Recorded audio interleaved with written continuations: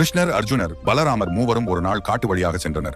இரவு நேரம் வந்ததால் மூவரும் ஒரு இடத்தில் தங்கிவிட்டு பொழுது விடிந்ததும் செல்லலாம் என எண்ணினார்கள். மிருக நடமாட்டம் இருக்கும் என்பதால் ஒரே நேரத்தில் மூவரும் தூங்கிவிடக்கூடாது என்றும் ஜாமத்திற்கு ஒருவர் காவல் இருக்க வேண்டும் என்றும் முடிவு செய்தனர். முதல் ஜாமம் அர்ஜுனன் காவல் இருந்தார். அப்போது திடீரென ஒரு கோர உருவம் தோன்றி உங்கள் அனைவரையும் கொல்லப் போவதாக அர்ஜுனிடம் சொன்னது. கோபம் அடைந்த அர்ஜுனன் அதை தாக்க முற்பட்டான். அப்போது அந்த உருவம் மேலும் பெரிதாகியது. இரண்டாம் ஜாமம் பலராமர் காவல் இருந்தார். அப்போதும் இதுவே நடந்தது. பலராமர் கோபப்பட்டதும் அந்த உருவம் மேலும் வலுப்பெற்று அவரையும் தாக்கியது. மூன்றாம் ஜாமத்தில் கிருஷ்ணர் காவல் இருந்தார். அப்போது அந்த கோர உருவம் வந்து அதே செய்தியை சொன்னதும் கிருஷ்ணர் சிரித்தார்.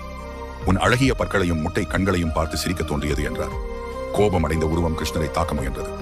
ஆனால் கிருஷ்ணர் சிரித்துக் கொண்டே சண்டையிட்டார். இதனால் உருவத்தின் வலிமையும் வடிவமும் குறைந்து இறுதியில் புழுவாக மாறியது. பொழுது விடிந்ததும் இது குறித்து கிருஷ்ணர் அவர்களிடம் சொன்னார். கோபம் கொண்டால் பிரச்சனை பெரிதாகும், அதை சிரித்தபடி எதிர்கொள்வதுதான் ஒரு நல்ல தீர்வு என்றார். இதே போன்றுதான் நம்முடைய வாழ்க்கையும். வரும் துன்பங்களை சிரித்தபடியே மன தைரியத்துடன் எதிர்கொள்ளுங்கள்.